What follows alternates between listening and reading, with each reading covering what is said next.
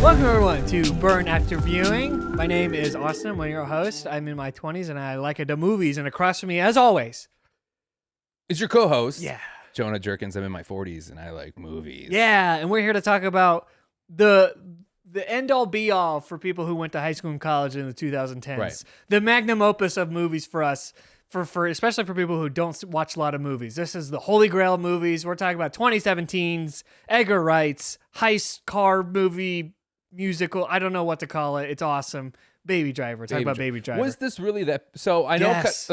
underlying theme, which is going to set us up for next week's episode, or next episode, not next week's. Yeah. This week's episode. This week's episode Yeah. is movies that felt like defined, like, for you, high school, right? Yeah, like high school, college. Yeah, so like me and Jonah are there's gonna be two videos. We're gonna be going over the top 10 movies I believe define the 2010s, because that's when I was in my high school and college time. And then he's doing top 10 movies that define the 1990s. Yeah. Which is a little bit of a harder task, but I believe in Jonah because he's seen them all. It was hard, and I tried to go with, like, what movies felt huge just for that time. Sure, yeah. You know what I mean? Uh-huh. So not movies that, like, kind of transcend throughout. You know, like, for instance, we were talking off podcast where it's like, okay, Goodfellas came out like 91, but that movie's like not yes, it's a 90s movie technically, but really it's like a bigger than just 90s movie. Yeah, it looks Do you like know a what 70s movie also. Yeah, which is funny. yeah. So would you say, was Baby Driver this big? Oh my for God, you? it's huge, dude. Like all the dorms had the poster up. People were Really? just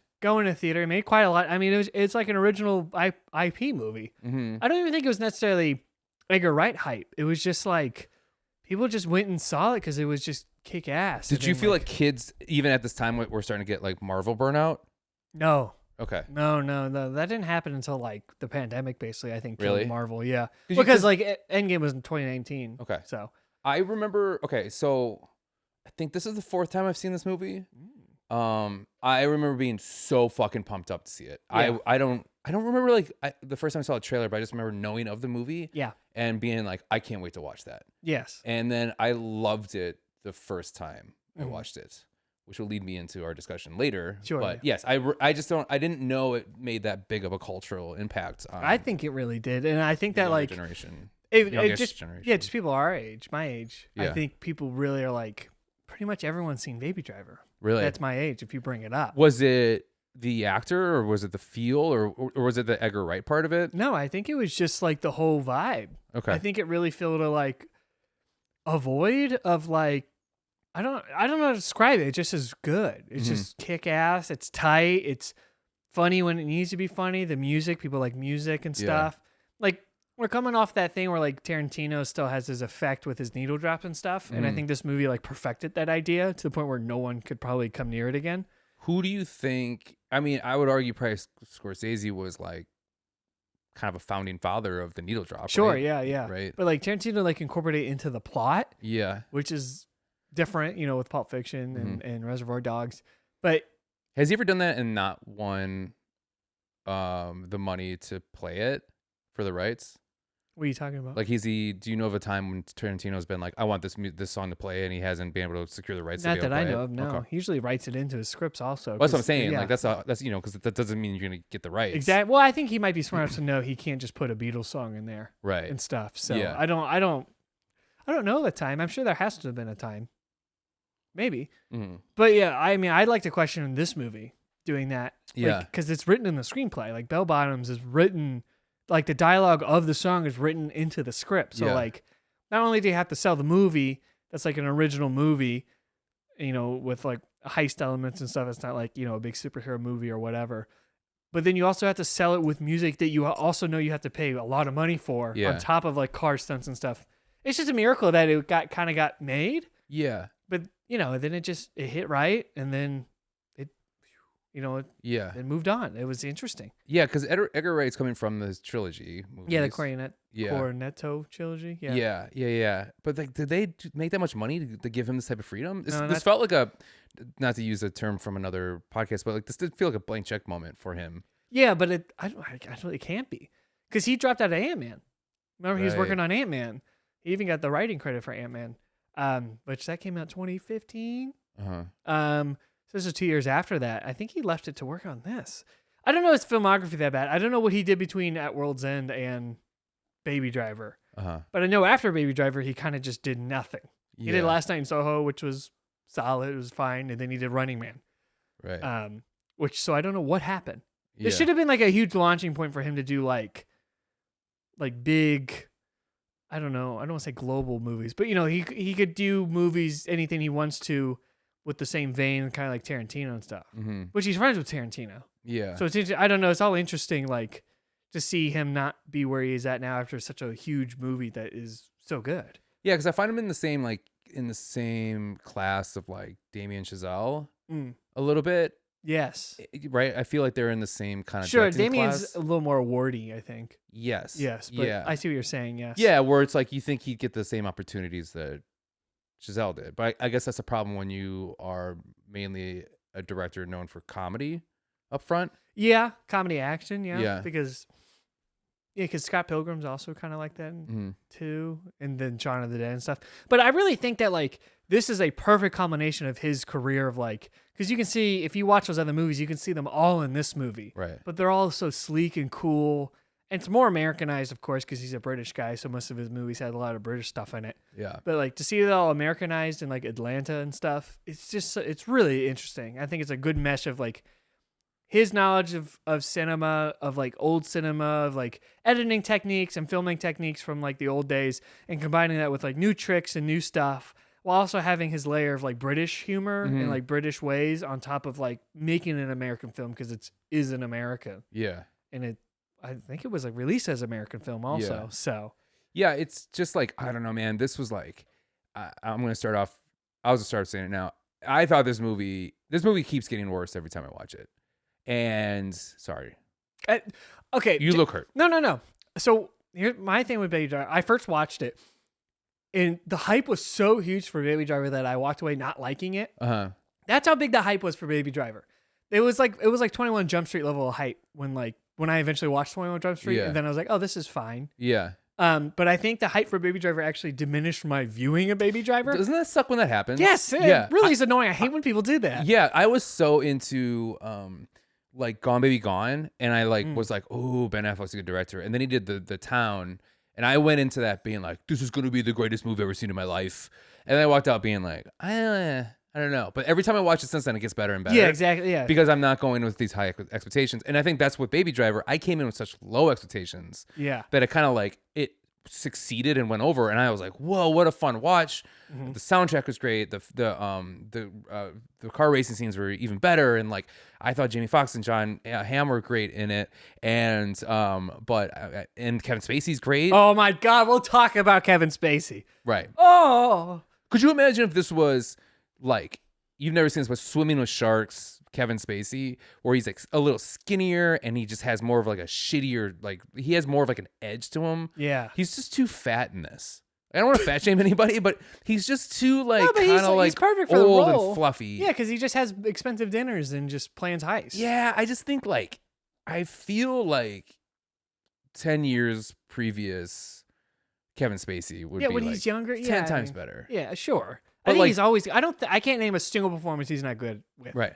And also like for Jon Hamm, I think like this is like, he is the perfect age for his character in this. Oh my God, he It's looks the hottest so he's ever good. looked. He looks so good. He looks like CM Punk. Yeah. He's a splitting image of CM Punk in this, and I Yeah. don't know who stole who. Yeah. Like look, but congrats to both of them. Yeah. Because that look is awesome. Again, he is okay, so here's the issue that I have with the movie too. First off, it felt so fucking long. That's insane. It's 2 hours and 17 minutes It's long. so long. It just drags in the middle so much. That's the biggest thing I disagree with you on. It is Okay. so tight and so paced, and there's no fat on it at all. I can't believe that you're not like. What parts are you saying is like? Because like I forgot there was 3 heists. I'm like, man, Yeah. I thought there was only the one in the beginning and one at the end. I'm like, I forgot about the middle one where they just with the don't Mike care. Myers mask. Yeah, and then I like the that. Samaritan fight with the truck guy. That's Right. cool. There's so many like, And then I hated that. The Samaritan, who was that guy? He's just a random dude that was in the army. dude, people are like that. Huh? People, Yeah, but like I people carry around their guns in their car, hoping that they can be a GI Joe or whatever. But I kind of wanted like Jamie Foxx to be such a piece of shit that he's got like a rival gang there trying to steal money from him. I wanted it to be that. See, okay, so you said something to me earlier where you kept like asking for stuff. You just want a different movie. I wanted a different movie. You just keep pitching. Well, go watch a different movie. This movie's not. This movie is a movie. I think this movie with certain You're like changes, the Star Wars fucking people who are like, oh, I mean, they should have done this scene. They should have done this scene in The Last Jedi. That's not the movie you're watching. Okay, fine. I'm sorry, that's not what you got. Fair enough. And I've been there so many times too when people question the movies that I like. I'm not saying I didn't like it. I'm just saying like I don't think this movie is as fun as it should be.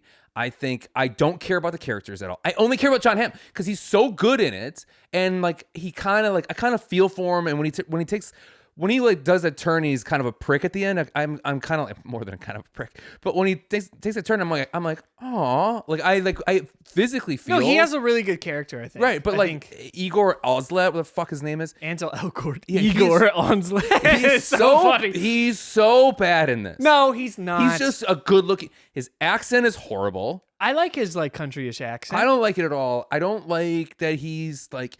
I don't like the, I'm getting sick and tired of, and I think they did it better in the 80s, but this whole like, I'm on the spectrum, but girls still fall in love with me.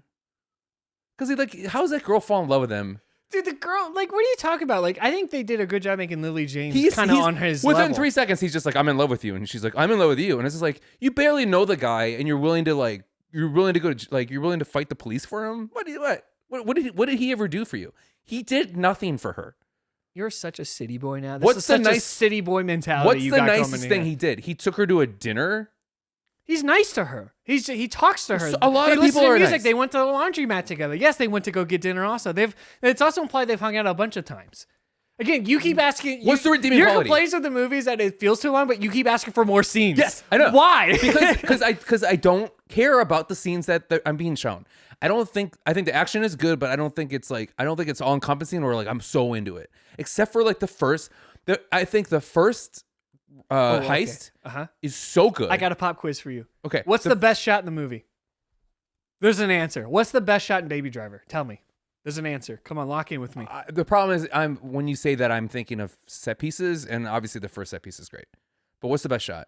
I mean, the car like screening. That's it. The car going through the parked trucks and it like skids and then snaps. But also, back. That's so cool. It's so cool, but it also didn't need to happen at all. Well, he didn't need it. A lot of the things that he did. Mr. Indulgent, give me 80s crap movies. That half of the crap you watch doesn't need to happen, but it happens because it's cool. Yeah, but like the does a Predator handshake? Does a Predator need that handshake? Yes, it does. No, it doesn't. Yes, it's just cool. It's cool. But like, it's, okay, it doesn't make sense. Arnold Schwarzenegger doesn't jump on his hands to walk somewhere because it looks cool. Do you know what I mean? Like the moves the moves that he's making is kind of like, okay, that was really fucking cool, but also it's like, so you're gonna admit to me every single thing in Predator has a reason. It's not just because it's cool. I don't know. It's something about the car stuff. He just doesn't like. Okay, I love his look. And baby. Yeah, Inglorious Asslers. Inglorious Asslers. You can call him Baby. Okay, I like his look a lot. I think it's really cool. I was like, I'm sure around this time there's a lot of people dressing up like him in Halloween. Oh, yes, there was. Right. Oh my God, so many. And you know what's crazy about this movie too? It aged worse than like an 80s movie because it's like, as in the technology, because it's like, who has an iPod anymore? And I get that it's like all from his whatever. And then like the wired headset. I mean, it all looks cool and I like all of it, but I was kind of like, oh man, there's people watching this now been like, what the hell are those things? You know? I wrote this down. Okay. This is one of my favorite parts about Baby Driver. And a lot of what I've made is based on Baby Driver for this. Baby Driver does I think I wrote a paper on this. I can't remember if I did or if it was an idea and then I ditched it. But Baby Driver does a great job making you not know what year it is. Because it purposely does it to make it a timeless movie. They use flip phones. He has an iPod. He has an iPod Nano. He has wired headphones. There's vapes in the movie also. But this is when that stuff was still around. I know, but like they do a good job putting a lot of old stuff in it. He plays the boy plays a PSP walking into the post office. Those weren't around in 2017. Yeah. But then probably the newest thing on there was the vape, when the vapes reveal that the guy in the Mustang. It's a throwaway thing. Well, but cool. I'm like, oh, so we are in 27. It does a great job making you be like, there's no iPhones really. There's no, but like yet there is that technology. Okay, It's interesting how it gets lost in its own time and it tries to make it a timeless movie. It's a thing where it just throws you something because it's kind of cool. Like him making like the kind of analog song with the thing that Kevin Spacey does is like, oh, that's cool. But then it's like, it doesn't really happen. I mean, it doesn't. It gets called back, but it's in the stupidest way possible. Where he's just like, "Oh my god," he didn't say anything that was like too, like you're whatever. And like, just like, what are you talking about right now? What are you talking about? The recordings that he makes of everybody. Oh, sorry, the tapes. Yeah. The okay. tapes. Sorry. Okay. Right. Yeah. Where it's like, oh, that's cool. I'm like, oh, that's gonna come back, and it barely does. What are you talking about? Right. What are you talking about? It comes back in the hugest way possible. But it's the whole third act turn. It should come back in a way where he like does it. It's not that one he does. It's another one that he does. That has even more sensitive material on it. I'm sure one of them does. They just did They the didn't one. show it. They just did the one. Yeah, because the movie is not going to be a 3-hour epic. I don't know what you want. I just like it's just like. But like the only reason they showed us that one is because that was the one we know. And we're like, oh, that's the one he made. But they we show know all the ones he had then before. they showed another one. They showed the Debbie one. Yeah, but all I want to do is see all the other ones. I was like, what are all those? Okay, you keep fantasy booking this movie. Like no, they didn't show the other ones. I don't know what to tell you. And it, like we talked about this before the podcast, but it's also like I want to know more about his backstory, right? Which is great. Well, should a movie do that? Make you want more, but it without oversaturating in a way where I needed it. Like I get the whole like he boosted Kevin Spacey's car, and then that fucked him up something, and so he's paying off this debt. Yeah, great, good, but why did he boost the car? Because he's an orphan. But they didn't really explain that. But how did he learn how to start boosting cars? How to steal a car? Jonah, I can go steal a car right now. Oh, really? It's not do that it. hard. Okay, really. Let me record you and we'll do it. Okay. It's not that hard. Also, they do a good job subtly showing him as a kid being obsessed with cars. No, I like that. So he should know that. No, the being obsessed with cars is cool. Yeah. But what I think should have happened, and this is the fantasy booking, is I really think that his parents, and also what were the parents arguing about? I want to know. Shut up. Now you're just being picky. There's no need to know that. I do want to know. Why? Like, is that not realistic? How many what's the divorce percentage now? I mean, yes, that's a thing. Okay, so I think that they die and like the uncle, because the guy's a piece of shit, so his brother has to like take care of him, but he doesn't. All he knows is he's a car thief, and then so he learns that through him. And then his uncle gets caught up in something and dies, and then he has to fend for himself. Give me that little bit of a backstory. This is why Gone in 60 Seconds is better. You see, I think you're just saying things that make me mad, because that doesn't, why do you want that? Why do you want I would care. Why do you want the movie to have 10 more minutes? Because I would care more about that situation. I would care more about the relationship with him and Kevin Spacey, honestly. The movie's not trying to make you care about that's the my problem. relationship. I don't care about this. The main character, I could give two shits about. I want to know more about everybody else. Like, I don't care about that. That's my problem this fourth time, fifth time watching it, is like, I just don't care about Baby. Okay. And that's frustrating to me.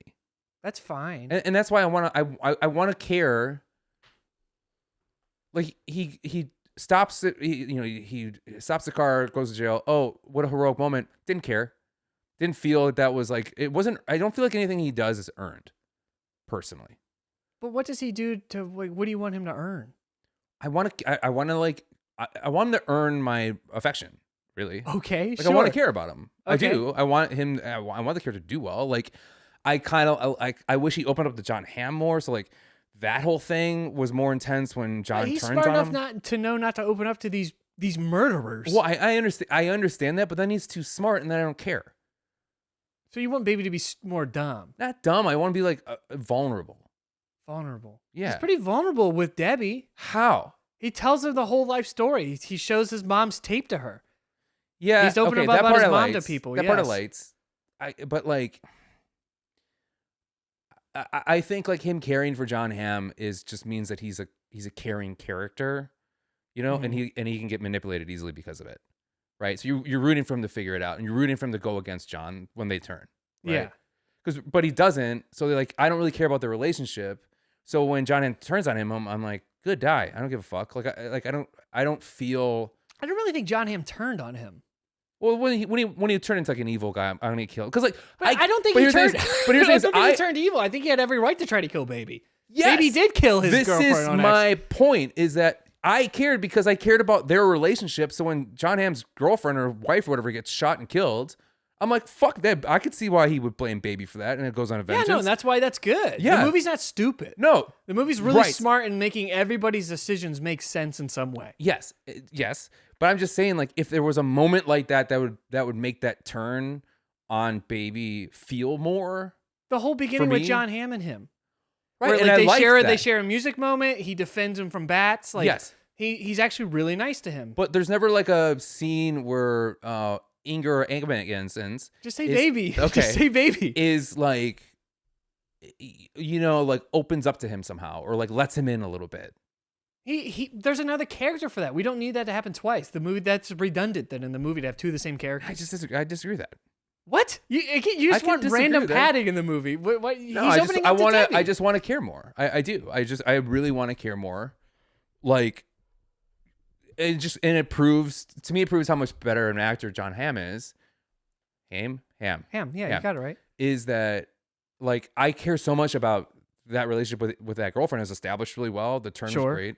And also, it's like that's a good. Sorry to say this, but that's so great. Kevin Spacey is that God, like he's so good. There's even no at the need to end when he apologize. he kind of protects him a little bit. I was like, oh, like because I was like, fuck this guy because like I liked the dinner scene when Kevin Spacey's like, oh yeah, like you paid your debt, so that doesn't mean you're done working for me. Now or it's time to however he make says. money. Yeah, I like that because I was like, oh, Kevin Spacey's a real fucking piece of shit. Yeah, and but he's also not like outwardly a piece of shit, but he does threaten to kill. Yeah, but then baby's just like this. All right. What are you gonna do? That's like the most powerful man in the city. What are you supposed against to say? it or emote a little more? He just goes, all right, I guess another one. All right, we'll do it. Wait, you just want a superhero movie? I don't understand what you're asking for. Like, how is he supposed to react to a mafia boss? Show pain in your face. Show that you're like, I wanted to get out of this. What am I supposed to do? Like, do that longing look at his girlfriend. Who's just like, I don't want to lie, whatever. Like, I liked the beginning of when he goes to the diner and he gives her that look, like, yeah, hey, right? Yeah. I was like, ooh, I like this. And then they drop the ball on it. What part are you talking about? When he goes to the diner with Jamie Foxx, Oh, and with the basically crew, she finds out about like who he really what do you mean they drives dropped for. the ball on that? I just don't feel like it just didn't feel high stakes, and it didn't feel like, oh my God, like she could get killed at any time. Or he could You get didn't feel killed. the high stakes when Jamie Foxx pulled a gun and Baby had to stop it.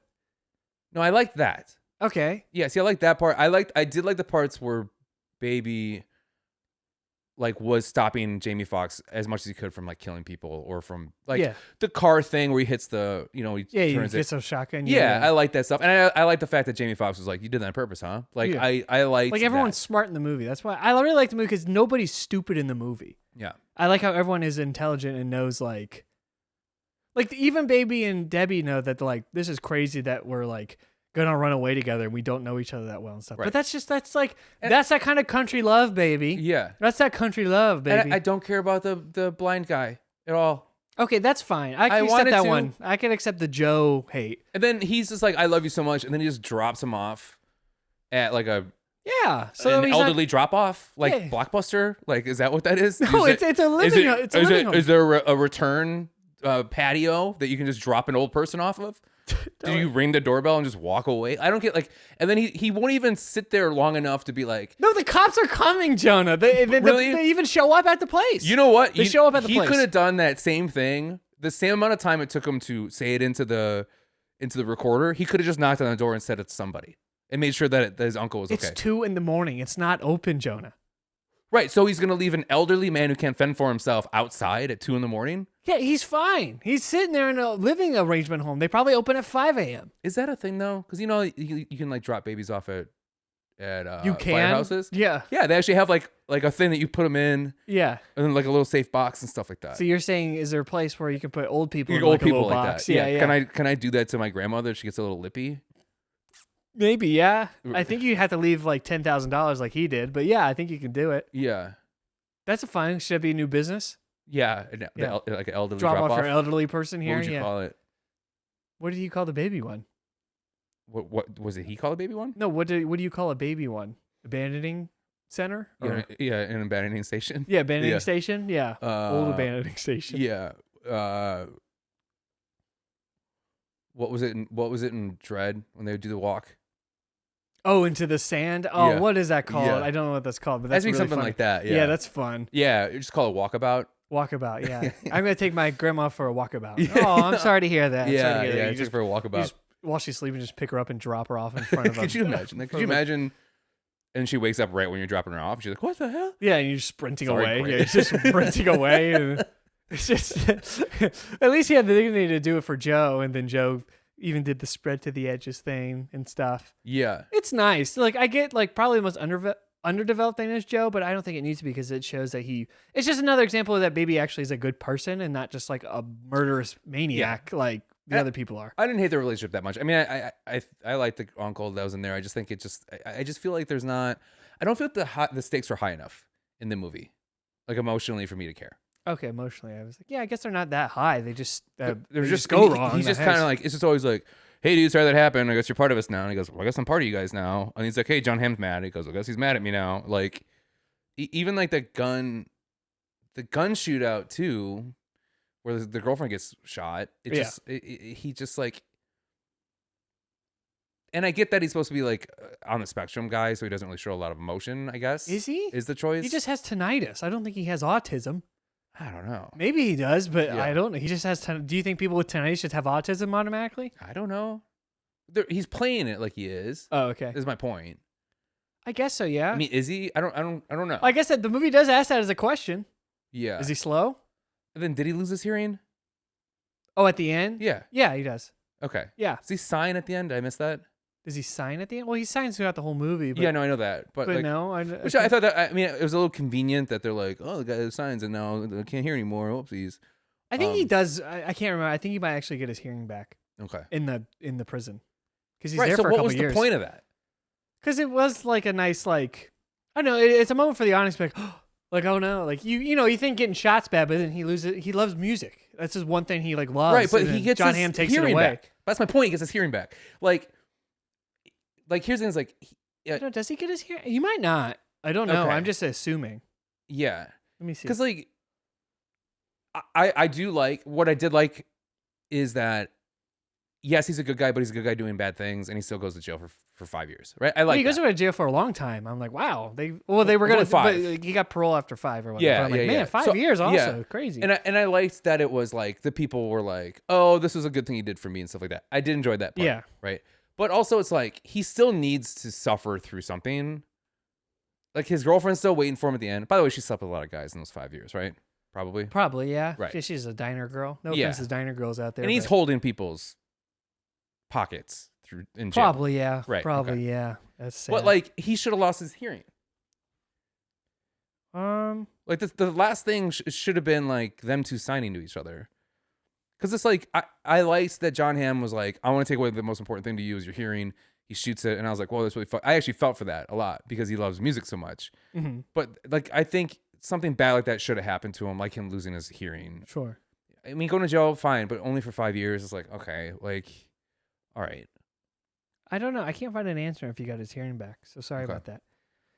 But no, I see what you're saying. So I don't like, again, I want to say this clearly. And I know that I'm kind of taking a lot of the talking focus right now, but like, I do like the movie. I just Really? I do I mean, enjoy I don't know the movie. about that. I know I really do enjoy the movie. I think it is a great watch. I just don't like. Usually, the more I watch something, the more I like it, and I get really upset when it's the opposite. Sure. Yeah. And this I is one feel of those that. moments. And then I just started seeing the cracks in it, and I just started getting upset because I remember how much I enjoyed seeing it the first time. You know what movie that is like that for me? A movie I keep rewatching, I just dislike more and more is Yeah. Kingsman. Really? Yeah. Well, because to me, Kingsman and Baby Driver are very similar. They're like, Yeah. the high action, stylized action, needle drops here and there, colorful characters kind of movie. And the more I just watched them, the more I was like, I think this is lame. Really? Yeah, and the more with Kingsman, I was like, but Baby Driver, it was on my top 100 because I rewatched it and I loved it. And I was like, I feel silly being so mad that it was a movie I was like, oh, I wanted to make this. I was just, Yeah. with the music and everything. But then I rewatched it and it swung back up. I'm like, I just think it's a perfectly, because like that's so funny because just my main trophy I give this is that I think it's a perfectly paced movie. Like it does just not have don't. any fat in it at all. I feel like it feels slow. And I don't understand because I agree with what you're saying. I don't think there's a lot of fat in the movie. And I think there's a lot of action sequences, and I enjoy it. I really enjoyed every one. I just like it just felt kind of like because I wasn't emotionally invested, and I don't know if that's just me getting older, and I feel like I have to have that now. Yeah, you're just like, he's a younger guy. Yeah. His knees work fine. I don't have bad knees. Oh, sorry. Anybody in their 30s is like, me knees, shut up. Shut your mouth. Go squat, do some squats. Yeah, I just like, but I see why you like it. I understand why you do. I understand why it gets better for you. Sure. Because you have bad taste. Oh, okay. Yeah, I just think half your argument is just so funny because I could just find another movie you like and just be like, well, that's in that too. But I feel like this movie like presents itself as like higher value, and I think that's why. If it was just like, okay, I mentioned this pre-podcast, but I'll say it again. Like, give me Ambulance then. Like, Ambulance is not a good movie. Okay. Right. But it doesn't present itself as a good movie, and because of it, it's a fun watch, and I'm along for the ride, and I don't care about its little cracks. So your argument now is turning into you don't want to jump on the bandwagon. It's good now. If it didn't have a bandwagon, you would like it better. No, I hear why you'd think that, but no, I think the movie itself is presenting itself as art. Is it? I don't think so. I think that's why it is now art. I think it just presents itself as like a fun ride. I think I disagree with what you're saying, because those first two set piece or action scene, the first action scene, and then him walking through with the words painted on the wall and like how it's like to the beat of everything. It's like those two things are so great and amazing. I'm like, let's fucking go. Yeah. Right, and then it just drops off right afterwards. Like, that's crazy. I know, and I like the intro. Jon Hamm is like, I'm like, fuck yeah, and like I love Jamie Foxx's movie. I think he's a perfect piece of shit. Like, yeah, I think he overacts like crazy in this, and it's fun and not fun at the same time. Okay, because he sticks out so much. It's almost too much. Like, okay, you're too much of a character. Yeah, like you think it's a little over the top. Like when he says like lines like I got demons in my head going. I'm like, all right, shut up. Yeah, like there's some lines he says that I'm like. Well, I think that's the point, right? Is he's a guy who thinks he's the best at what he does, but he's actually really bad at it. Yeah, well, I guess part of it is that he like puts on this persona that he's like a crazy hard ass, but then he's not. Yeah. I guess Leon is his name or whatever. Yeah. Yeah, I don't know. Like when he steals gum, it's like why? Like I don't know. Well, that's like he makes bad decisions against himself. Like you just know. Like I like the way they set it up, where like you just know that none of the things that he's involved in is going to go smoothly because he does stuff like that. He just does stuff, yes. Right. And I did like the scene where they like pulled out and pulled up, and then all the people are shot, and like, but then you see how precise Jon Hamm is and his team. Yeah. You know what I mean? And then you saw them together. You're like, ooh, this is gonna be fun. Where they're both kind of like. Did you like that Jon Hamm was a boiler room guy? What do you mean? I missed that part. Where like bats, like it's really great. Uses of like the movie does a great job with exposition without it being like you're asking for like very like cookie cutter exposition, which is fine. Yeah. But I think the movie does a fantastic job giving exposition in like clever ways. Like when Kevin Spacey's like at the board drawing up the plan and he's giving the exposition about how he met Baby because Bass asked. Yeah. And the way Kevin Spacey's just boom, he's delivering good line. And then it caps off with like, look at that. I just drew a whole fucking map while we were sitting here squawking. Like, it's so good. Like, that's exposition. And then the exposition of Buddy, where Bats is like, I know your whole life. And then Jon Hamm's like, no, you don't. We'll go ahead and give it a try. Then he like explains, but you were a stockbroker. Yeah. Things got bad. You took a bad deal. Went down a dark path. But you got a wife and kids. And you just see Jon Hamm just getting mad. Yeah. It's so good. That's why. Okay, again, I that's agree. At that diner scene that you said you didn't like. That's the same scene. And then like this fact that you see Bats is actually really smart. Yeah. But then yet he does drastic things like gonna shoot the waiter. Like it makes him a little scarier. Yeah. No, see, I agree with your points. Like I think that the exposition that gets dumped, I think, is done in a really. I love that scene, that Kevin Spacey scene. Yes. Because I thought the same thing too. Where I was like, wow, this is like a perfect way to. It's got the best Kevin Spacey line ever said in a movie. The squawk part? No. I was just blinded by the balls on that kid. Kevin Spacey. Yeah. 2017. Oh. Aged like wine, that line. I was blinded by the balls on that kid. It's the way he turns and he goes, I was blinded by the balls on that kid. And he turns back and starts drawing again. Yeah, and he's like really it was almost like he looked in the camera and let us know. Yeah. I was blinded by the ball because that's the same year he got canceled. What? 2017. Oh, that's the year he got canceled. Yeah, same year. Yeah. Also, he's grooming his nephew. I like the nephew though. That's fun. No, The but it nephew is is fun. good. Again, it's Kevin Spacey grooming a kid. So I'm like, okay, all right. I did like that kid. Yeah, the PSP kid. Yeah. That guy was great. Okay, can we talk about good parts of the movie now? Yeah. You want to talk about fun? Okay, so we're going to talk about the greatest shot in cinema history is the hand braking between the rigs. Right. That's can you They did that for real, right? Yeah, can you look at the camera and say that's really cool? Yeah, super cool. Okay. But also, no, didn't need to happen. No, yes, it does. It's it didn't need to happen. It shows his hand braking skills because he uses it later. But he in the didn't need to movie. do that. And my point is that he didn't need to do it. He could have just. Really, you think you can do that? You think the car's going 80? You think you can weave in and out that quickly? I think F1 cars can't even do that. I could. F1 cars cannot do that. I could do that better than doing the handbrake bullshit. No, you cannot, Jonah. You're saying it's easier to do the handbrake motion? No, I'm not saying any of it's easy. I think it was an impossible route to go down, and that's why he did it. Yeah. Because he's so good. Yeah, the handbrake and then the turn back. How? Also, it's a Subaru. He's driving a Subaru, which is the #1 rally car. Yeah. So that makes sense as to why it handles like that. I thought that was fun. I thought that was a fun use of the Subaru. Subaru. I do like that Ellen DeGeneres. What's this? Igor? Ansel Elgort. Okay. I do like that Ellen DeGeneres. I do like that when he's in those high-speed chases that he's like emotionless. Yes. I like that. Yes, That's he's locked in. Yeah. He's locked in. Again, there's a lot of things in the movie that I like. Yes. Which is why I get really upset at things I don't like. I wrote down here, if the Grand Theft Auto movie isn't half of this movie, the producers can shove it up their ass. Yeah. This should have been, I'm not saying this movie should have been the Grand Theft Auto movie, but man, if the Grand Theft Auto is not this movie with this kind of car stuff, with these kind of heist planning, with all this stuff, I'd like to see the heist. If it was like a perfect mixture of Heat and Baby Driver, we'd have like the greatest. Yeah. I mean, Grand Theft Auto, whatever, and then sure, put in Gone in 60 Seconds for the older crowd. Yeah. Yeah. We're going to get the older crowd. What movie should we put in this? Gone in 60 Seconds. Perfect.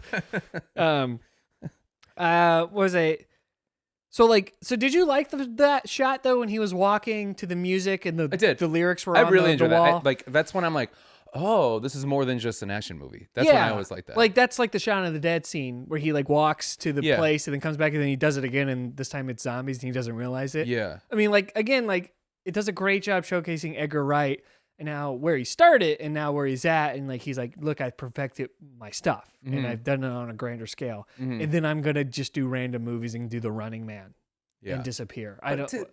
Okay, so I will say that like I really like Last Night in Soho. I like everything he does. I like Last Night. I like Last Night. I thought it was good. I thought it was better than when people said it was. It's fine. But I came into it with such low expectations because of that. But I also same thing. I came into Running Man with such low expectations, and I didn't love it, but I enjoyed it, and I'm glad that I watched it. Yes. How do you feel about John Bernthal's shirt? I wrote that down. I think his shirt tells a lot about his character for the little time he's in it. I don't remember what his shirt was. It's like that classic like Walmart shirt where it's like really thin and it's got a big cross on it. And it's got like some blue flares and stuff. I looked at that. I'm like, that's a guy who beats his wife. John Berthal rules in this movie. Yeah.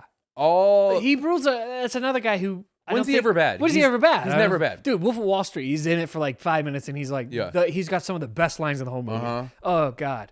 Dude, like the part in Wolf of Wall Street where he's got the bat and he puts it in the kid's crotch. He's like, you get any pussy with that thing? Yeah. He's selling like lewds to these 12-year-olds. Yeah. So good. But in this one, he's so good in being like, just like really aggressive yet curious. He does a great job setting up exposition in the movie, then disappearing.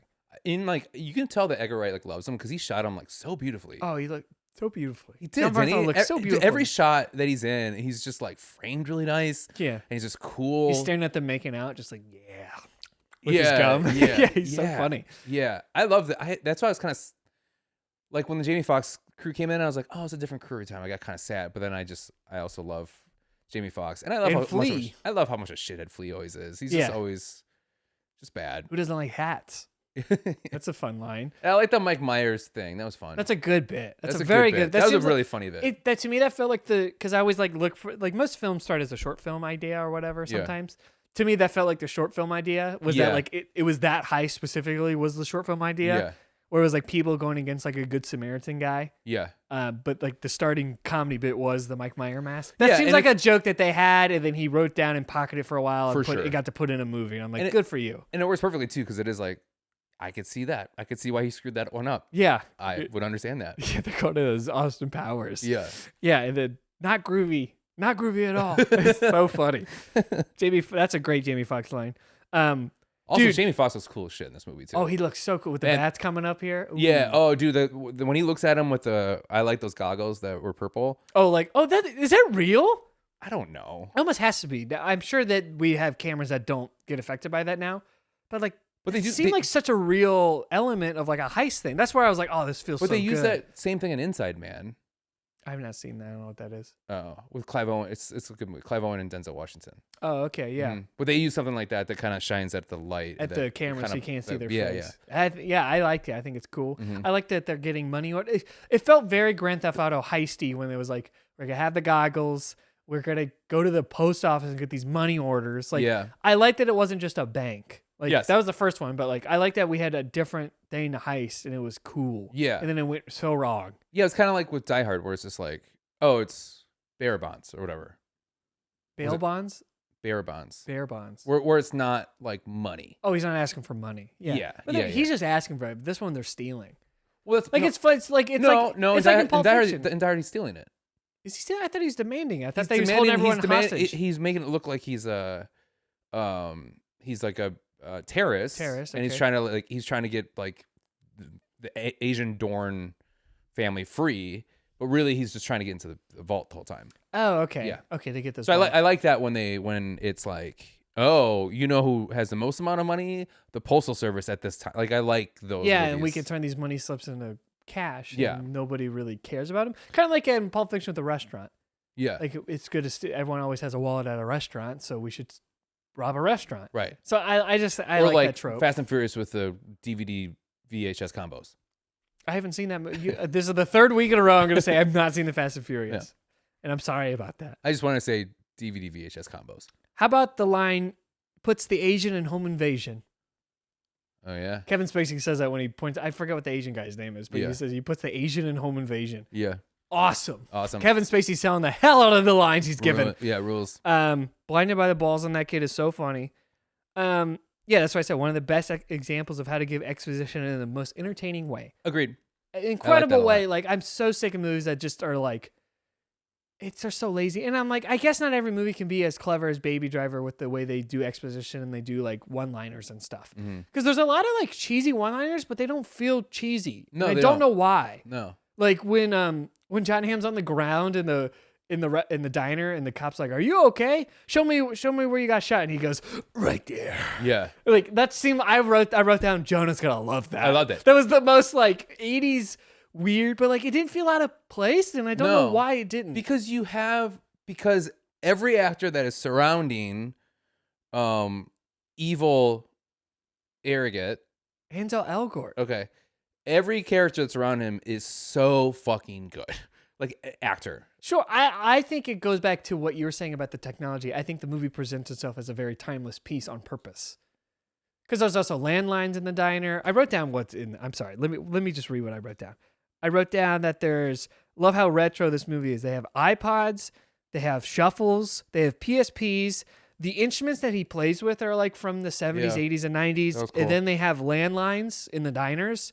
And then he calls on a payphone, in a booth Yeah. payphone. And then there's vapes.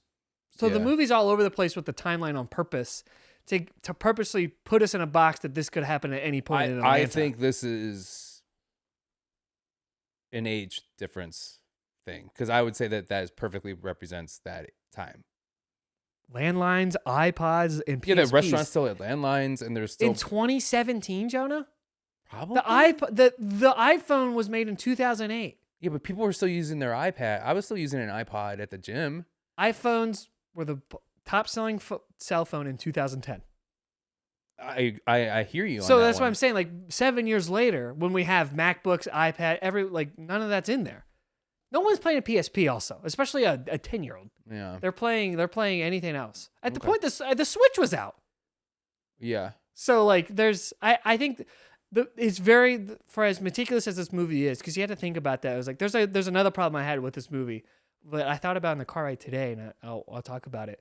I'm like, this movie's so meticulously made that clearly nothing's an accident in this movie. Right. I mean, you get that from the whole beginning with the lyrics and stuff. There's no way you do that, then you accidentally do stuff. Mm-hmm. Like all that, I think, is very deliberately to put us in a point where like this could happen at any time. Yeah. And it gives it. I think Edgar Wright even said that, is that like he likes movies as like a visual medium. Mm-hmm. He's not really worried about realism, so he likes to create worlds out of it and stuff. I think he said that he was inspired by Sin City with his world building of this place. Oh, which is really interesting. Yeah. I think I don't want to quote it, but I think I heard that today on an interview with him, and I'm Okay. like, what a weird movie to pick Yeah. for this. But I think adding in those retro elements, like the TV he's watching, also is really old as well. Yeah. All the movies he watches, you get Fight Club.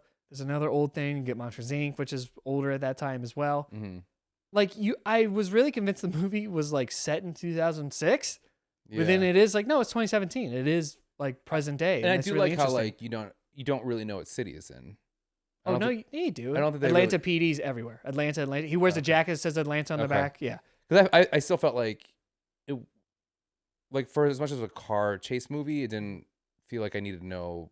It didn't. Oh, I don't know Atlanta at all, but Yeah. but I'm just saying the license plate said Georgia. Like there's a lot of Atlanta Yeah. everywhere. So Yeah. APD. That was a big plot point when they shot up the cops. It said APD on the Atlanta Police Department on the Yeah. box. So But it still feels like this could take place in any city. no, yeah, exactly. which I think the liked. movie does a really cool job, and I wish more movies like kind of blurred the lines of time. Yeah. Like, yeah, just because it's set in 2017 doesn't mean you're like have to be boxed in with using iPhones or just if we made a movie now, we don't need to incorporate crypto or AI and stuff, even though that's very prevalent right now.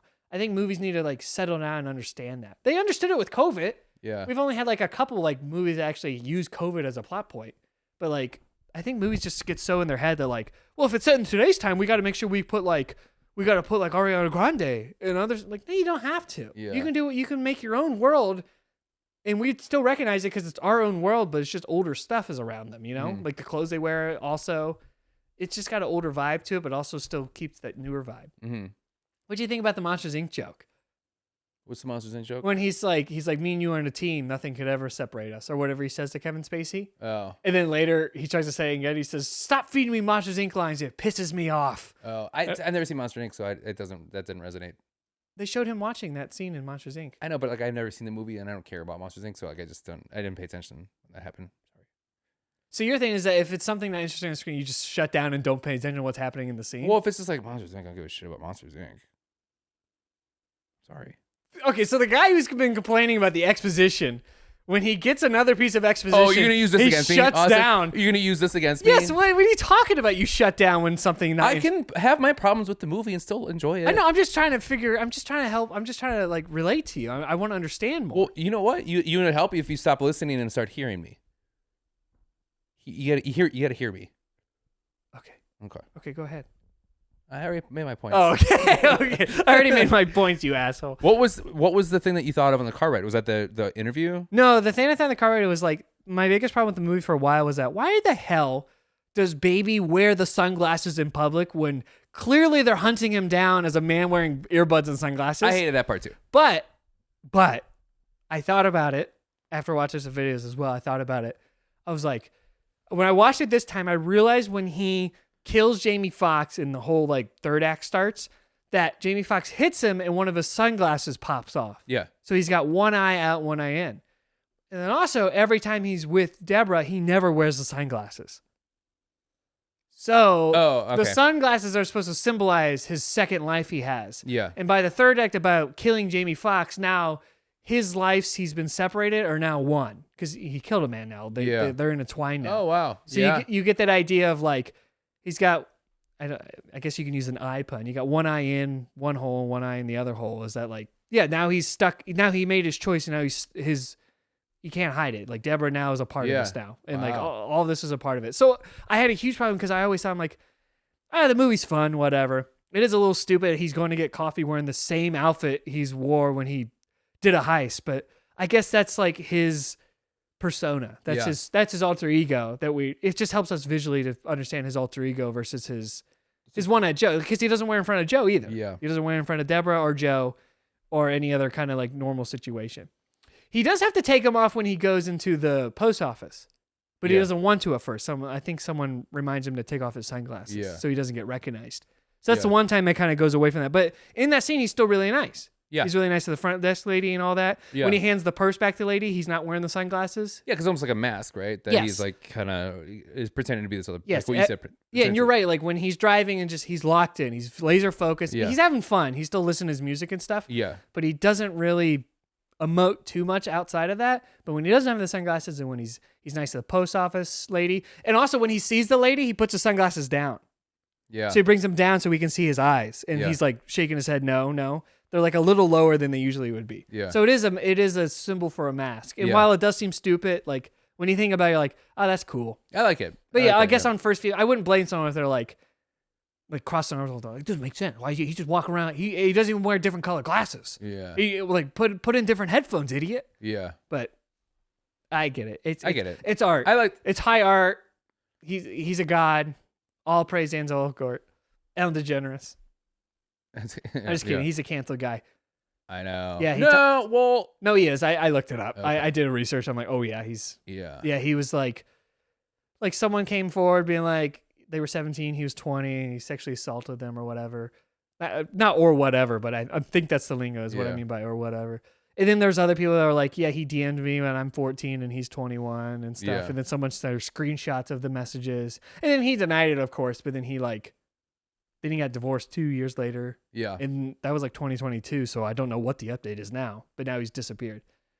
But I mean, he was excellent in West Side Story, even though they tried to like bury him in that. I mean, then they still had him in Tokyo Vice. Yes, that was the other thing. Yes, that was what he did recently. And I think he's trying to get his career back on track.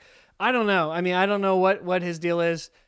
I haven't seen, I mean, I hear it's a great show. I haven't seen West Side Story. Is he good in it? Oh, yeah, I think he's exceptional. Really? West Side Story. I think the other people are better, but I think he really holds his own because he was clearly supposed to be in there as like you know this guy. He was Baby Driver, and he's in other stuff. And you're like, oh, okay. Then you go and you're like, wow, everybody's good. Yeah. Because everyone else is like more musically inclined and not like a big actor. Yeah. So I like that movie. I was really shocked watching it because I watched it because of the Oscars. I'm like, wow, this is really good. Mm-hmm. But I thought he was good in it. He was in a movie called Billionaire Boys Club. With Taron Egerton and Kevin Spacey again. Oh, nice. Interesting. Yeah. And then the Kevin Spacey in a... You think he learned it from Kevin Spacey? Yeah, the Billionaires. Yeah, he's like... Kevin's like, hey, try this really cool thing. Yeah. Hey, yeah. You know what works for me? Yeah. Yeah. Touching get him people's young. balls on set. Yeah. Yeah. Weird. What else do I have here? Oh, what'd you feel about the Brighton Rock song? What song is that? We can talk about the music now. Sorry, Yeah. I feel like we should talk about his killer track. That's the Queen song. It's called Brighton Rock. Oh, yes, that song rules. I love that. What a great... You could definitely tell Edgar Wright's British, cause just from their song selection. Yeah. What a nice, deep cut Queen song that rocks. Yeah. The chorus in that is so good. The guitar's great in it. Well, I liked... Sorry, I liked Jon Hamm. That's why I did like that. Like, that's how Jon Hamm and him kind of like bonded. Yeah, like music. his brother listened to it. Yeah. I like that. And that first song is incredible. Oh, Bell Bottoms? Bell Bottoms rocks. This is the movie, so like... It's the most Shazam... It's the most I've ever like rewound to Shazam. Dude, when I was like 16, 17, I bought the whole album. Really? Because they had the version of Deborah only on that one, and I really wanted that version of Deborah. So this is the movie that like introduced me to T-Rex, which is my favorite band of all time. Really? Yeah. So the song Deborah, he even makes the joke being like Trex, and she corrects him into T-Rex. Yeah. If I ever met a girl that knew T-Rex, that would be it for me. Really? I'm like, I've only met like one other person that even knew what T-Rex was. Listeners. Yeah. So I'm DM us if you know. Yeah, if you know what T-Rex is, they can name 2 songs. Yeah. But a lot of my music, I only listen to music like cinematically speaking. I like use music to like write and to like come up with scenes and stuff. I don't really listen to music just to kind of listen to music. I rarely do that. But this is a movie that like introduced me to T-Rex, changed my whole outlook on music. Really? Watchmen's the other one that introduced me to Bob Dylan, which is one of my favorite artists ever. Really? And that soundtrack on Watchmen's so good. I actually got the vinyl the other day where it's like the cover of Watchmen on the vinyl. And I have it hanging up now. Cool. I'm like, oh my God, what a find. So you are saying T-Rex is one of your favorite bands of all time? Yeah. Are you trying to transition? I still have more. I'm not trying to transition. Okay. I mean, I can wait. This can wait. I wanted to play a game with you. Oh no, Oh no, that was actually my last note was about the music. Never mind. Sorry, I saw two more and I'm sorry, I didn't mean No, you're to good. jump on your stuff. No, you're fine. Can you name Wow. 5 of the top 10 on their Spotify? Of T-Rex? Of T-Rex. There are on 5 Spotify? other top 10 listened tracks on Spotify. Okay. Just 5. Just 5. Wow. On Spotify's I use Apple Music like a good Samaritan. So also because they gave me a deal in college and I never switched. Well, one of them's got to be Bang a Gong, Get It On. That's number 1. Yeah. 407 million listens. That's their like main It's Mark Bolan. He's the leader of T-Rex. He kind of is the face of T-Rex. So like I say he and they like interchangeably. That's number 1. God, the other ones are such in the air. I'm like, I don't know what people are listening to. I definitely know them and I listen to them. Oh God, I'm gonna mess up the second one. I'm trying to think of what's his other. God.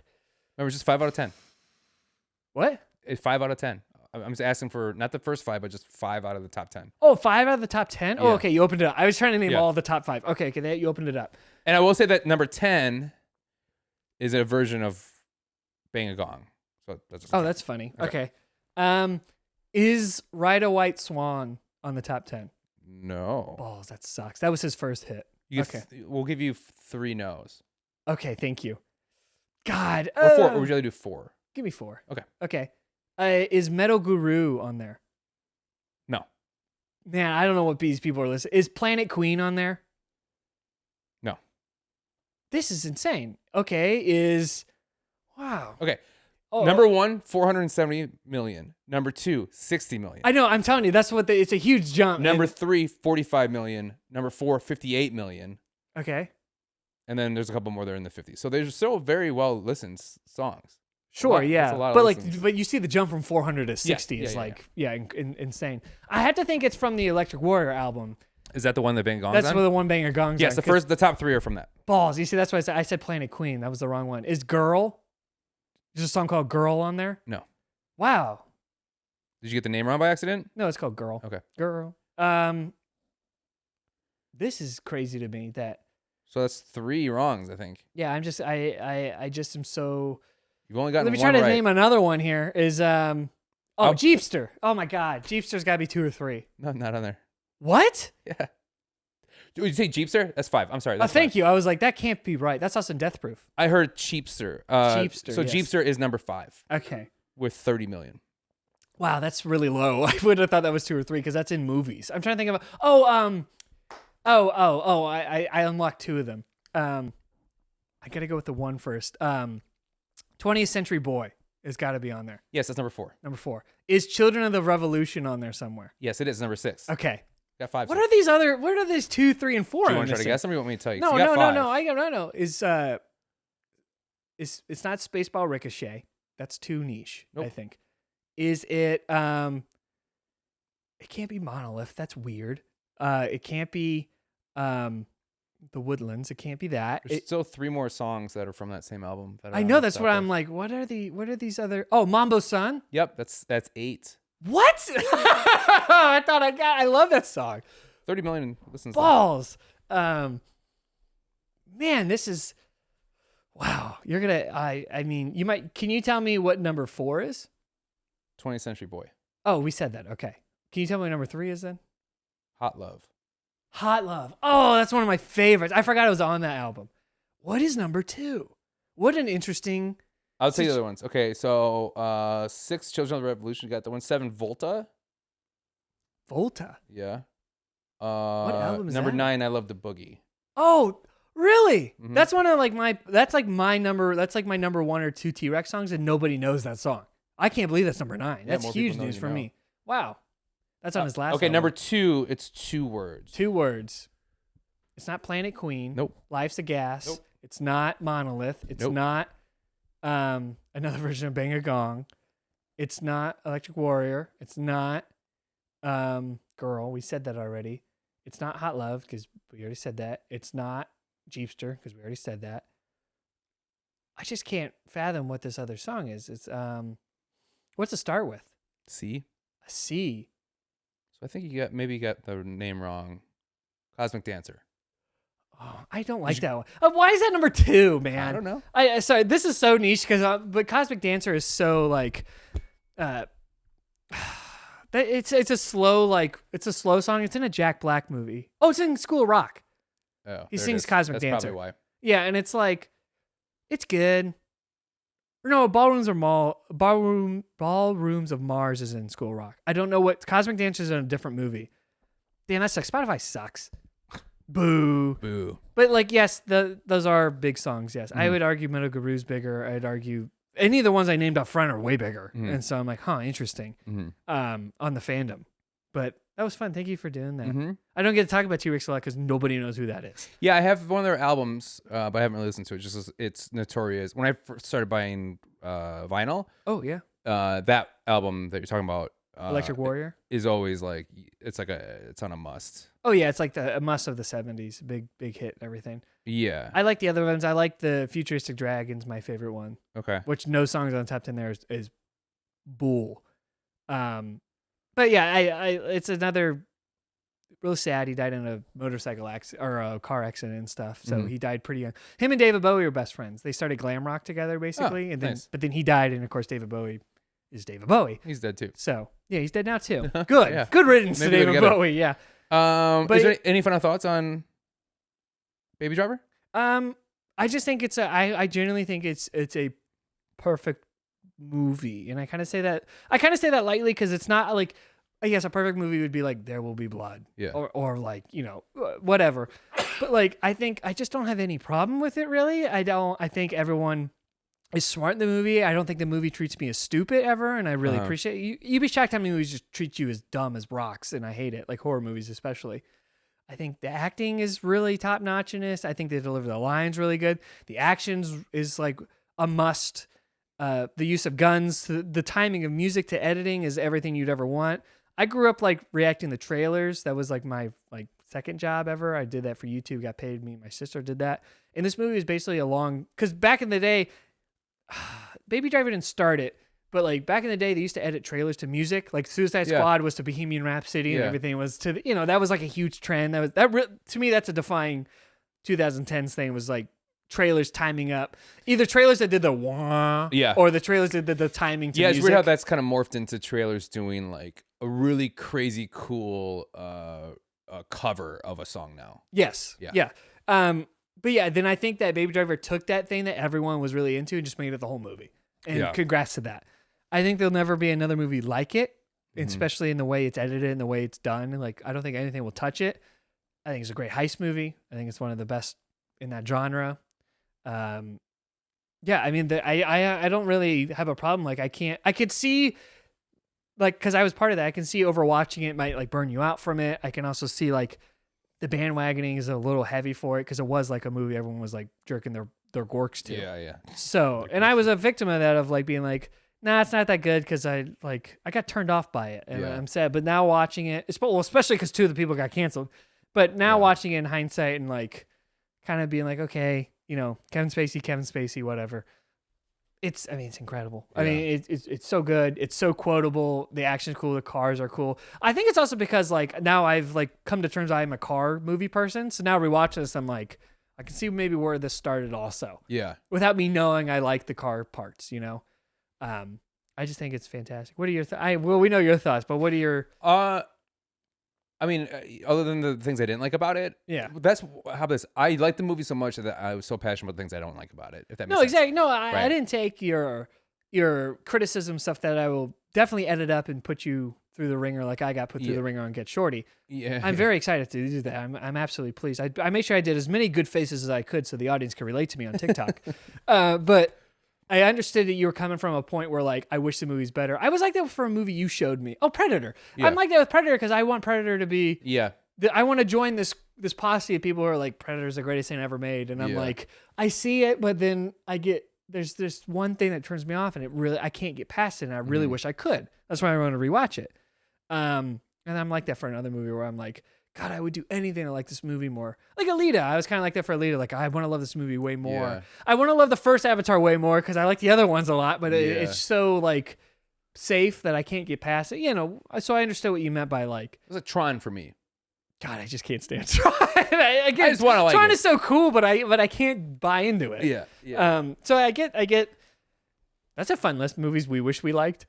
Yeah. Yeah, that's fun. But like, I understood your passion. That's why I let you have the floor, because I wasn't gonna be like, you dumb fucking idiot. Yeah, I appreciate some of the stuff. I was like, all right, Jonah, you just want a 4-hour cut of this movie, which I'll watch a 4-hour cut of this movie. I think it's honestly, I think it's like a Kingdom of Heaven problem where I think Kingdom of Heaven no spoilers. I want to watch it. Well, not.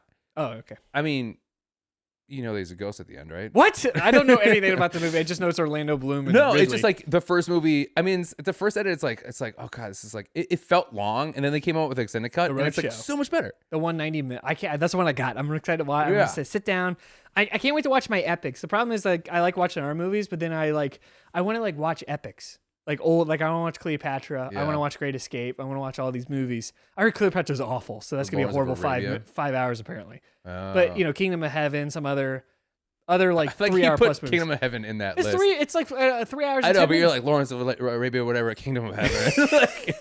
Some people Not love like Godfather. This Kingdom I of want to Heaven. see so like I have Great Escape. I have Lawrence of Arabia. I have Cleopatra. I have All the Right Stuff. Okay. Which I haven't heard of, but it's like 3.5 hours long. It's about astronauts, Ed Harris and all that. Yeah. It's on Amazon. It looks really good. It's supposed to be great. Reds is another one. Jack Nicholson. The Alcatraz movie?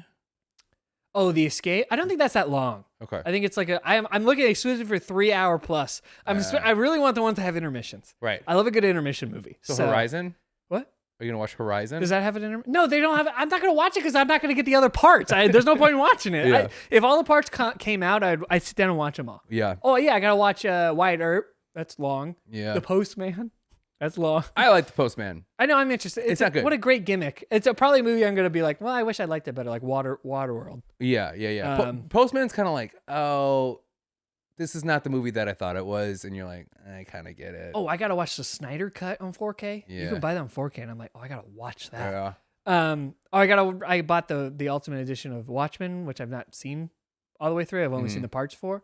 Yeah, so I want to sit down. So I mainly want to watch the old epics, so I feel like I can broaden my scope a little bit. Yeah. And put myself through the ring. Oh, Ben-Hur. That's the other one. Ben-Hur. That came out in 4K. I really want to watch that. Yeah. It's interesting because a lot of the movies you just mentioned, all the movies you just mentioned, I'm not thinking about. Very but good. I am thinking about a movie. Nice. I'm glad you saw me setting you up by me just listing movies. Okay. Is the movie you're thinking of Troy with Brad Pitt? No, but I kind of wish it was. Oh, no. Oh, I would really pulled that one out. Yeah. That's also one that was on my list. I don't think that's an epic, but it's in that vein of Kingdom of Heaven, so I was like, I might as well watch those too. All right. Okay. All right. Does this movie... Oh. It's Alexander. Oh, it is? It's Cleopatra and Caesar? No. We're watching that? No. Oh my God, we're watching The Great Dictator with Charlie Chaplin? Oh my God, we're watching the 4-hour cut of Transformers The Last Night? I don't think that exists, and I hope it doesn't. No. Okay, I was stalling because I had a really good new question. Oh. And I can't remember what it was. It's in the vein of the SNL question, but it was a different thing. I asked it when we were watching, I edited a clip recently of the Gone in 60 Seconds one, and I asked a question. I'm like, ooh, I got to bring that back. That's a good question, and I can't remember, and I keep stalling. Oh, okay. Is there anyone from the Oceans movie in this movie? Good question. Yes, sorry.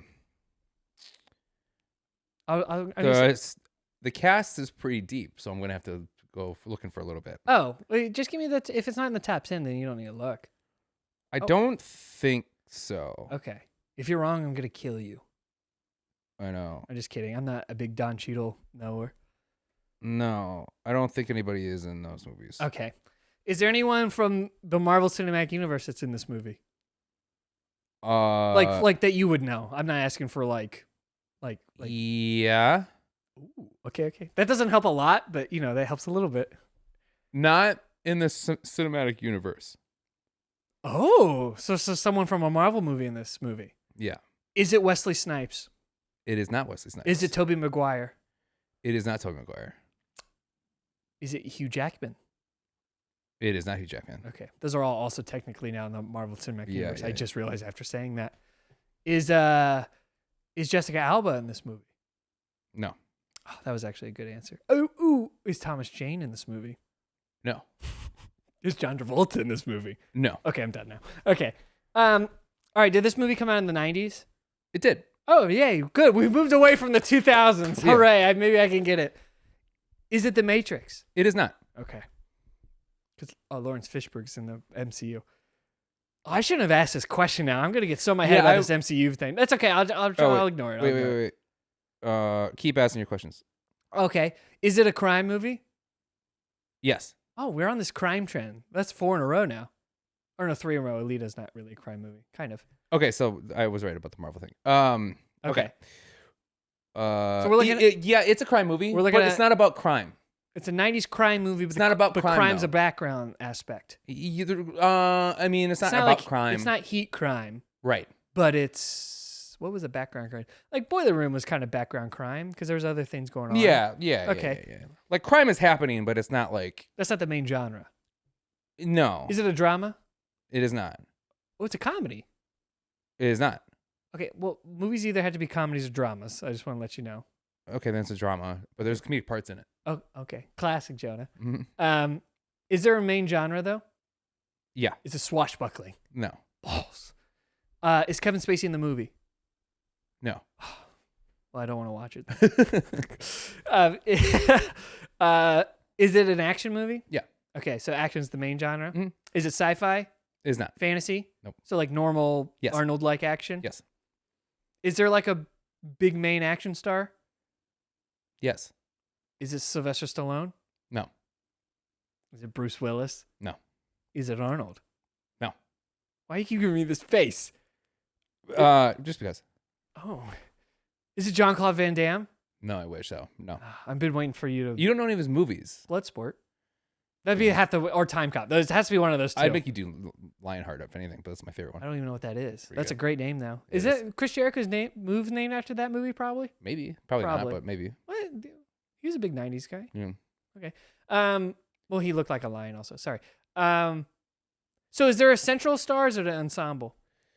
There's a central star, but it is an ensemble. So in the vein of Fast and Furious. So like where I Vin guess, Diesel. You know, honestly, yes, like Vin Diesel or the movie we just watched, Baby Driver. Okay, where there's like a lot of big stars surrounding this one central Yeah. character. Are the stars surrounding the character more famous than the actual main character? No. No? Okay, so the main character is the famous person, especially at the time. At the time, yeah. At the time, Yeah, yeah. wow. Is it Nicolas Cage? It is. You son of a bitch. Why are you making me watch another Nicolas Cage movie, you sick son of a bitch? Fuck, I thought I was done with him after watching National Treasure on accident. An accident. Well, yeah, it was. I went to a movie party and they pulled out National Treasure. I went, Oh, damn right. it. I gotta Yeah, watch yeah. another. And he's fine in that. Is it Snake Eyes? No. Good movie, though. Oh, fuck. Now I gotta figure out Nicolas Cage movies again. I remember looking them up because I was like, I just don't know any. He's the main star? Mm-hmm. Balls, man. Oh, and it's an action movie in the 90s. Mm-hmm. Is it This is Face Off? This is during the time he became a action star. No, it's not Face Off. Oh, he's the Marvel. He's Ghost Rider. Yes. Balls. I thought, oh, no. I double checked Ghost Rider. No, as part that's of good. Marvel, That's good. That was good. That was the only one. I was missing Ghost Rider. I was naming all the 2000s. Yeah. I should have said Ben Affleck also. Mm. And Jennifer Gardner. A Nicolas Cage action movie where he's a center, but there's an ensemble of people around him that are also somewhat famous, but he's the main famous guy. Mm-hmm. And it's not Snake Eyes, which I don't even know if it's an action movie. I just know he's in that movie. Can I give you one of the other actors that's going to fuck you up? Yeah. Dave Chappelle. Oh, that's not what? That's not helpful at all. Oh Yeah. God. Dave Chappelle movie with Nicolas Cage in it. Mm-hmm. It's an action movie in the 90s. Is it late 90s? I'm assuming. Yes. That's not helpful either. 97? Yes, it is 97. See, why do I know that? Why do I know it was 97? Why is it in my head? Is Face Off also 97? Yes, it is. Oh, why didn't you pick Face Off? I think he left. It's either he left Face Off And this is a big movie. to record this, or he recorded this.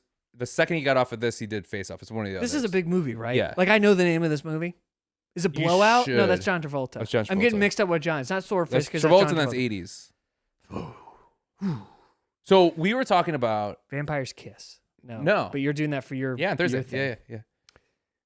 We were talking about movies that I think earlier in our next podcast. It's about movies that we just thought were the biggest thing ever at our age and this time. This is one of those movies.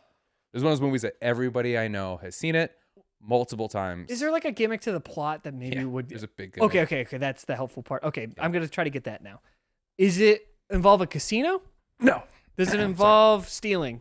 No. You said crime's the background. Stealing, no. Is it a romance movie? Like, why is the crime the background? Is Nicolas Cage a hitman? No. Is Nicolas Cage a mob boss? No. Am I going the right? No, he's nothing. Is he a cop? No. Is he a firefighter? No. Is he an ambulance driver? No. I was like, I just watched Bringing Out the Dead. Yeah, that was another one I watched on no. accident because I forgot he was in it. Mm. He gave it to me on 4K. But cop is he a detective? No. Is cop close though? You gave a face for It's cop. getting close. Is he is he military? Yes, he is. He's in the army. Special Forces. Special Forces, Nicolas Cage? Yep. What? I'm sorry, Army Ranger. Excuse me. Army Ranger. Mm-hmm. Which is a kind of a key point. Oh no! What is this movie called? We talked about it, didn't we? Uh-huh. Is it the Native American movie? No, that's Wind Talkers. No. Fuck! No, I thought that was. Is he in that? He is in that. Oh, I remember. Oh, I'm picturing him now. Does he have a crew cut? No. Does he have Oakleys on? No. What am I thinking of that he looks like that? I don't know. I thought he had a crew cut and Oakleys on in a military movie. Not this one. Is it G.I. Jane? No. He might have short hair in the beginning of the movie, but the main part of the movie, he is. Is there more about this movie I can get? Is there a bigger gimmick? Yeah. It's literally the movie. Is it a Desert Storm movie? No. Is there a war? No. Is it like a Civil War kind of movie? Or No. There's no. So is there no war elements at all? He is in no way fighting a war. I mean, he's fighting people, but I will say one of the subgenres, one man army. That's what I was just about to ask. That he's a one man. It's a one man army movie, Uh-huh. but there's more I can get. Is what you're saying? Yeah. Is his girlfriend kidnapped? No. His family kidnapped? Girlfriend's involved in a plot point that gets him to the gimmick. Okay. So there's a gimmick he's trying to get to. There's a gimmick. The movie is one big gimmick, but to get to this gimmick, something has to happen to him to get him put on this thing. He has to die. No. He has to have sex with a man. No. What's the opposite of not that? Okay. To be reborn, baptized. No. It has to be. So something happens to him, and then after he does it, he goes into the gimmick.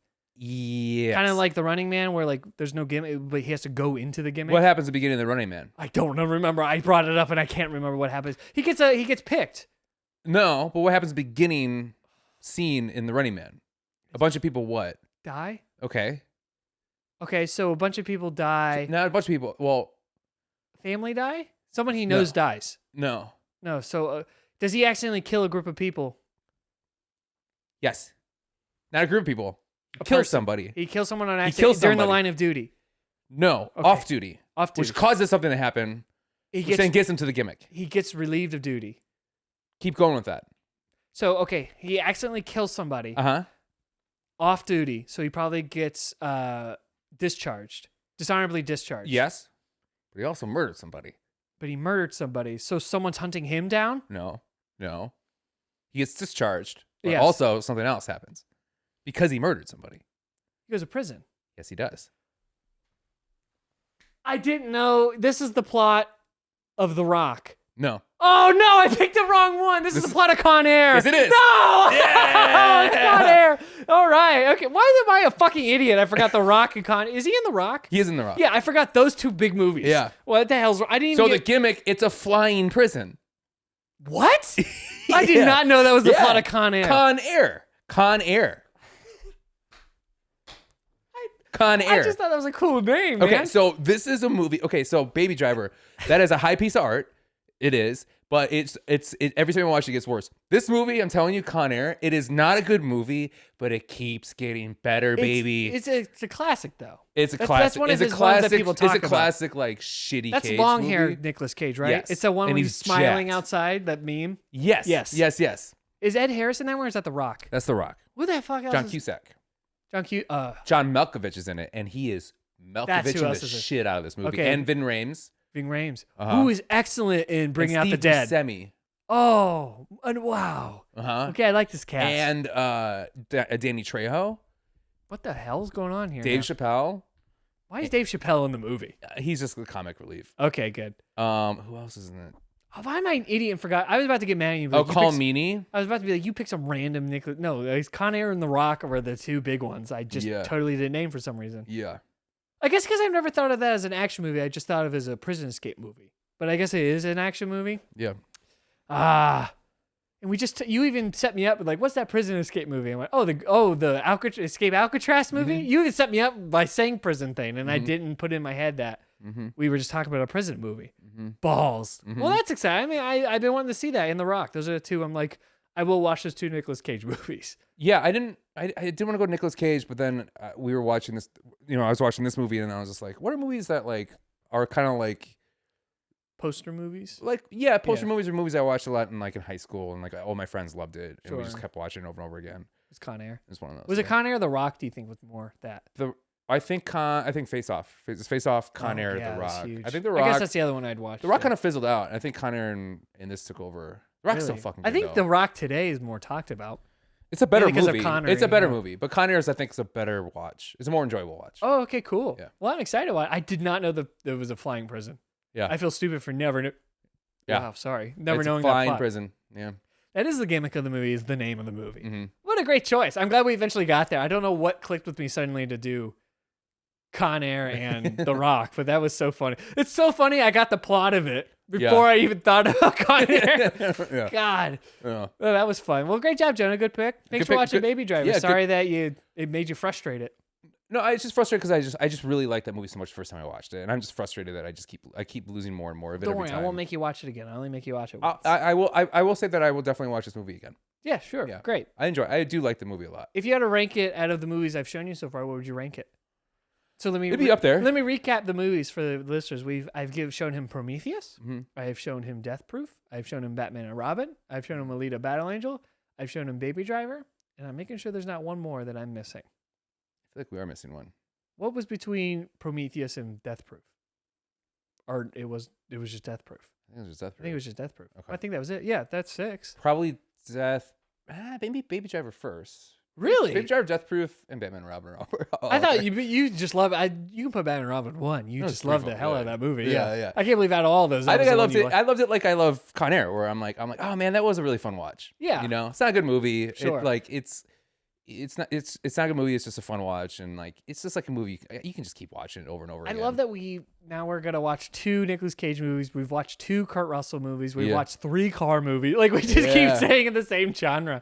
But And then we've seen like plane. 5 sci-fi movies. Well, now we're a prison plane. I think we should watch it. I'm not. I just think that's funny. So, so tune in for that. Also, this week we're going to be look out for the top 10 90s movies, the defying 90s movies, and the top 10 2010s movies. And then next week we'll be watching Con Air. So please like, subscribe, and stay tuned for Con Air. And watch the other stuff. Watch our Alita one. Watch our Arnold ranking. Watch our Gone in 60 Seconds stuff. Watch our Cat stuff. All that stuff. And watch us over on TikTok. Yeah. You can watch us on Instagram also, but TikTok seems to be doing the best. So let's keep that going. As long as we can keep one going. Yeah. That's what I'll be a happy boy. Yeah. Yeah. So Jonah, thank you again for watching Baby Thank Driver. you, Austin. Thanks for thanks for making me watch it again. I have been wanting to watch the movie for the last couple of years. I've been sitting on it for a long time. Yeah. it was So I'm a really big happy moment they for made me watch it. Yeah, I'm glad I bought it on 4K. It's now in my top 100. It's number 13. Bring now. back Spacey. Also, why hasn't Jon Hamm? Let's quit the final discussion. Oh yeah. Oh my God. Yeah, we need to talk. Why about this. hasn't Jon Hamm picked more What roles happened like to him? this? What happened? No, what happened to Jon Hamm though? I mean, I liked his new show, Your Friends and Neighbors, but it's like he's so good in this kind of in this role. He's an excellent actor. Just I know. He's excellent. He's great in The Town. He's great. He is in The Town. Yeah, the I'm Not Fucking Around crew. He's on 3. Can you name the 3 movies on my top 100 that he's in? The Town. No. God damn it. This one. Baby Driver. Yep. I don't. You know what? Is Bridesmaids up there for you? No, he's in that though, isn't he? Yeah, he's I haven't great seen in that too. Okay. I don't know any Jon Hamm movies. One of them's a movie you forgot he's in, but it was like the biggest movie in the last couple years. Huge movie, got nominated for an Oscar, got $1 billion at the box office. Huge star, huge massive star. Jon Hamm's in it. Yeah, and Jon Hamm plays one of the people who's against the hotshot guy. What movie is it? Just tell me. It's Top Gun. Oh, right. Top Gun Maverick. Yeah. And then He's the other great in one is a movie I really want to show you at some point. I hope you forget I tell you this. He plays like an undercover FBI guy, but he presents himself as a vacuum salesman. What movie It's is a this? 1960s movie where there's a gimmick. 1960s movie. Yeah. No, it's a movie set in the 1960s. Huge, great ensemble. There's a gimmick where they're at a place where it's divided by a line. Oh. I think I've seen this movie. Yeah. What is this? It's a Bad Times at the El Royale. I have seen this movie. Excellent. I forgot he he's is in that. so good in that movie as like an I like that asshole, movie. like misogynistic guy. Like, you can use a vacuum for your carpet there, lady. Yeah. But then he's like secretly working for Herbert or Edgar Right. Hoover. Yeah. And he's so good. He's so good. And then what happened? And same with Jamie Foxx. He's in What happened Tag. to Jamie Foxx? Like Jamie Foxx could be in. He's a good actor. He's still working really well. He got in an accident or he had a stroke or something. That's that why- was like a year or two ago. But then no, he hasn't really been in a lot. He just does it's kind of shitty Netflix movies. Did you see Day Shift, the vampire one that he's in? No. He's just in a lot Who of. cloned Tyrone? I haven't seen that. I haven't seen that either. What else is he in? But when's the last time he was in like a movie like this? You know, that did really well because he did like Sleepless and Do Well. That was around this time. Then he's in Django was before. he's in Due Date. Oh, he is. I He's in- forgot about that. That's when he started doing like these kind of like side. He does like little cameo roles. which are great, and he's great in. He's the awesome as Motherfucker Jones. Yeah. In Horrible Bosses. Yep. And God, I forgot another Kevin Spacey movie he's in. yeah, Yeah. also rules in that Woo! too. Yeah, Kevin Spacey's so good in that. But yeah, Good point. give me more Jamie Foxx and John. John Hamm, both. You of them. know what? I mean, I like Lily James also. I'm a big how Lily James. great would Jamie Foxx reprise his role? But they do, and I know they're doing another one. I forget who's in it, but they do another Miami Vice. But John Hamm is the Yeah, you told me that. I think you said that last Yeah. week. That Did was I? Okay, yeah. Which is really funny. That's a great pitch. yeah. I think John Hamm should just play CM Punk in the CM Punk movie. No, he's too likable to play CM Punk. He's a good actor. He could be an actor. Give him some leeway. thick. He plays He's too like thick. he's in Mad Men. He's an He asshole. He looks too much like CM Punk's like a skinnier guy. we can I mean, for a wrestler, we can obviously, spread our minds a little bit. Like he looks like him like facially. just in this movie. But like he can go back to that. Yeah. CM Punk's old like that now too. So You know, he'd be a better LA Knight. Oh, dude, he's LA Knight and CM. Dude, if you mix LA Knight and CM Punk, you get Jon Hamm and Baby Driver. Yeah. Wow, what a man! Wow, what a man! Wow. And if you mix like the hottest man from People's Magazine and like a little George Clooney, you get Kevin Spacey in this movie. Yeah. Okay, well, thank you guys for watching. Peace and love to Kevin Spacey. Love. Yeah.